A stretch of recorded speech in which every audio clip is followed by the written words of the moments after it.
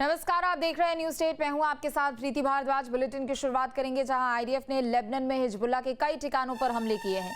South Lebanon पर Israel ने भीषण बमबारी की है। आईडीएफ के हमले में कई इमारतों को भारी नुकसान भी पहुंचा है। तो इजरायल की ओर से हमले लगातार जारी हैं और लेबनान में हिजबुल्लाह के ठिकानों को निशाना आईडीएफ ने बनाया है और साउथ लेबनान पर इजरायल ने भीषण बमबारी की है और आईडीएफ के हमले में कई इमारतों को नुकसान भी पहुंचा है। तस्वीरें भी देखिए एक एक करके जो सामने आ रही है, जिसमें काफ़ी ज़्यादा नुकसान ना सिर्फ ईरान को बल्कि ईरान के आसपास के जो इलाके हैं वहां पर भी है। साउथ लेबनान की बात करें तो इजरायल ने भीषण बमबारी की है और आईडीएफ के हमले में कई इमारतों को भारी नुकसान भी पहुंचा है।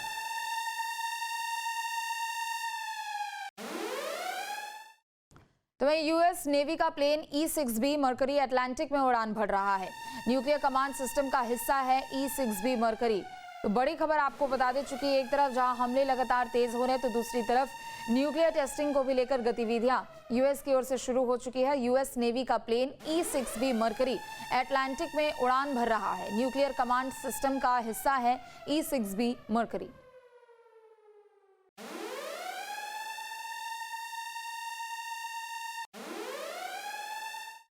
तो वहीं बेरूत में इजरायल की भीषण बमबारी जारी है। इजरायली हमले का वीडियो भी सामने आया है। तो बेरूत में भी इजरायल की ओर से भीषण बमबारी की जा रही है और जो इजरायल की ओर से हमला किया जा रहा है उसकी तस्वीरें भी जारी की जा रही है। तो बेरूत में इजरायल की ओर से भीषण बमबारी की गई है और ताज़ा वीडियो भी सामने आया है जहां इजरायली हमले में काफ़ी ज़्यादा शहर में नुकसान हुआ है।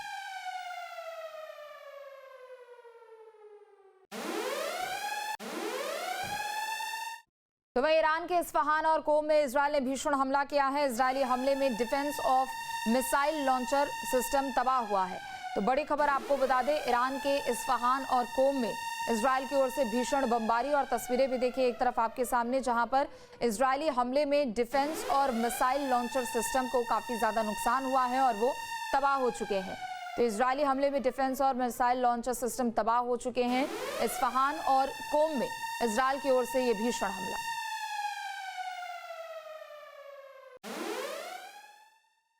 तो ईरान में परमाणु बम का खतरा अब और ज्यादा बड़ा हो गया है। खबर है कि खामेनेई की मौत के बाद अब उसके बेटे मुज्तबा खामेनेई को सुप्रीम लीडर बनाया जा सकता है और बहुत हद तक ये मुमकिन है कि वो पिता की मौत का बदला लेने के लिए ईरान की एटमी हसरत को न सिर्फ पूरा करेंगे बल्कि वो एटम बम फोड़कर इजराइल और अमेरिका से बदला भी ले सकता है। देखिए,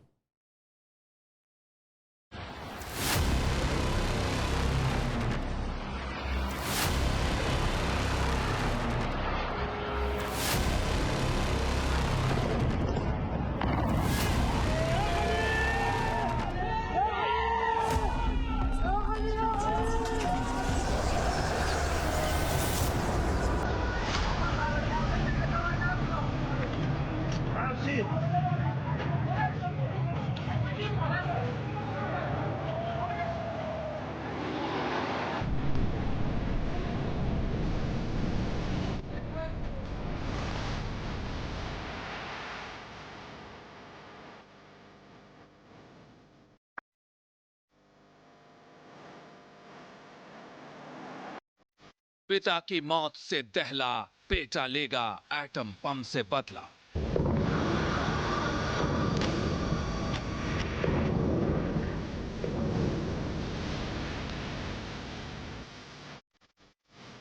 $400 किलो यूरेनियम का प्लान, तबाही का ऐलान।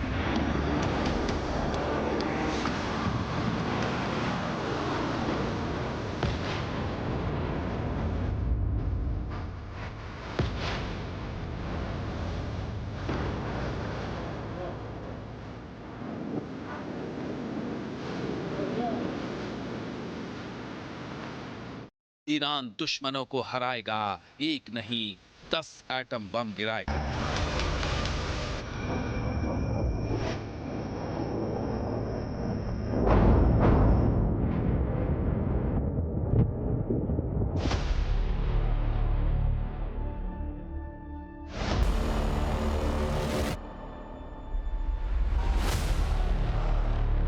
खामनेई की मौत के बाद ईरान को नया सुप्रीम लीडर मिलने वाला है।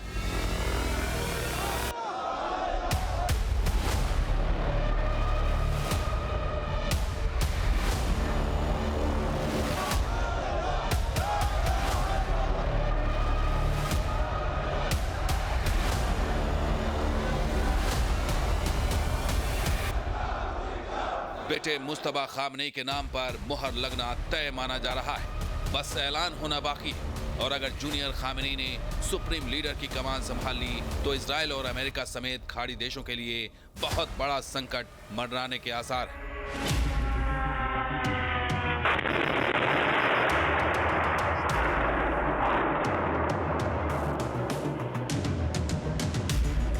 क्योंकि खामनेई से कहीं ज्यादा कट्टर है जूनियर खामनेई।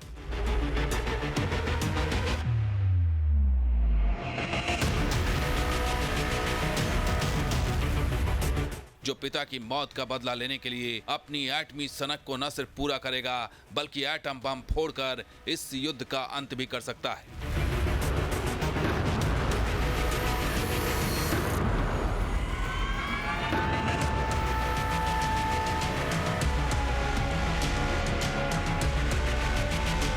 क्योंकि जिस जंग में ईरान कूदा है और जिस तरह से वो दुश्मनों से घिरा हुआ है, ऐसे में बचने का कोई रास्ता नहीं और ऐसे में आशंका है कि हार से बचने के लिए जूनियर खामनेई एटम बम का आखिरी विकल्प चुन सकता है। Oh my God. Oh my God. Oh my God. Yo. Oh. Oh my God.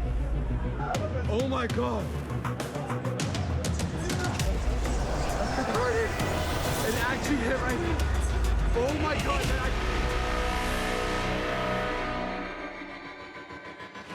हालांकि ईरानी मीडिया फार्स का दावा है कि मुस्तफा खामनेई को अभी सुप्रीम लीडर चुनने में 1 हफ्ते का समय लग सकता है। फिलहाल सुरक्षा के लिहाज से रिमोट वोटिंग कराई जा रही है क्योंकि खतरा इजराइल से है, क्योंकि इजराइल ने ऐलान कर दिया है कि अब वो ईरान में खामनेई के बाद किसी और को सुप्रीम लीडर नहीं बनने देगा और अगर कोई बनेगा तो वो खामनेई की तरह मारा जाएगा। और इसका ट्रेलर इजराइल ने कोम में तब दिखाया जब उसने असेंबली ऑफ एक्सपर्ट्स बिल्डिंग को ही उड़ा दिया था, जहां धार्मिक गुरु इकट्ठा होकर नया सुप्रीम लीडर चुनने वाले थे। लेकिन असली खतरा जूनियर खामनेई को लेकर है क्योंकि जानकार मानते हैं कि जूनियर खामनेई सीनियर खामनेई से ज्यादा खतरनाक है और ज्यादा कट्टर है, जो अपनी एटमी सनक को पूरा करने के लिए किसी भी हद तक जा सकता है। क्योंकि खामनेई के खात्मे के साथ वो फतवा भी खत्म हो गया है जिसमें खामनेई ने एटम बम न बनाने का संकल्प लिया था।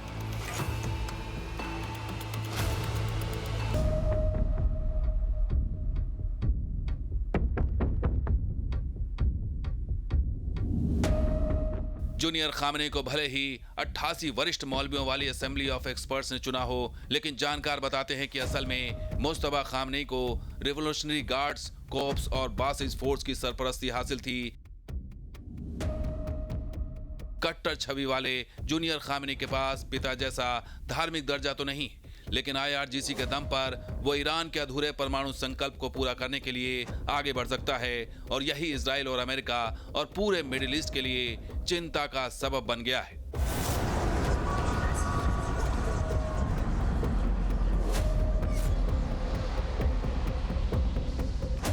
मुस्तफा खामनेई की उम्र लगभग 56 साल है। वे मिड रैंक के एक धार्मिक नेता हैं, लेकिन सियासी पर्दे के पीछे वे लगातार सक्रिय रहे हैं। सबसे बड़ी बात कि रिवोल्यूशनरी गार्ड और बसीज फोर्स के साथ उनके गहरे रिश्ते हैं।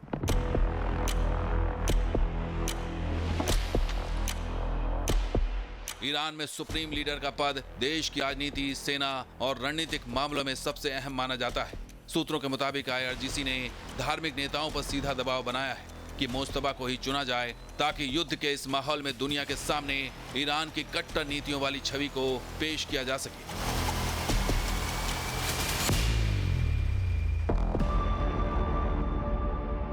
जूनियर खामनेई को उत्तराधिकारी बनाए जाने की खबर से जहां ईरान की कट्टरपंथी जमात इसे अपनी जीत बता रही है, तो वहीं ईरान की सत्ता में वंशवादी परंपरा के खिलाफ असंतोष भी उभर सकते हैं। मुस्तफा खामनेई को ईरान का सुप्रीम लीडर चुना जाना लगभग तय माना जा रहा है, लेकिन इस चुनाव को विवादास्पद भी माना जा रहा है क्योंकि 1979 की जो इस्लामिक क्रांति हुई थी उसके मूल में था राजशाही को खत्म करना और इस्लाम के सिद्धांत के मुताबिक पुत्र पिता का उत्तराधिकारी नहीं हो सकता।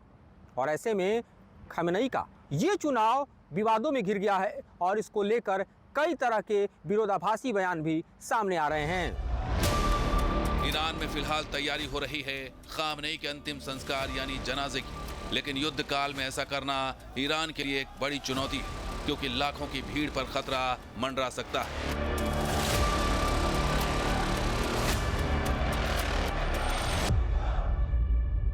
तो वहीं अमेरिका और इजराइल के लिए चैलेंज इस बात का है कि जूनियर खामेनी की एटमी चुनौती से कैसे निपटा जाए।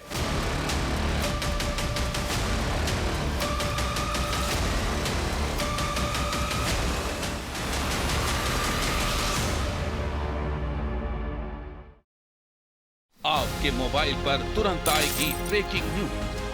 स्क्रीन पर सबसे पहले दिखेगी बड़ी खबर। देश दुनिया की हर खबर एक जगह। अब आपके मोबाइल पर तुरंत फटाफट इंस्टॉल कीजिए न्यूज़ नेशन ऐप और रखिए खुद को अपडेट।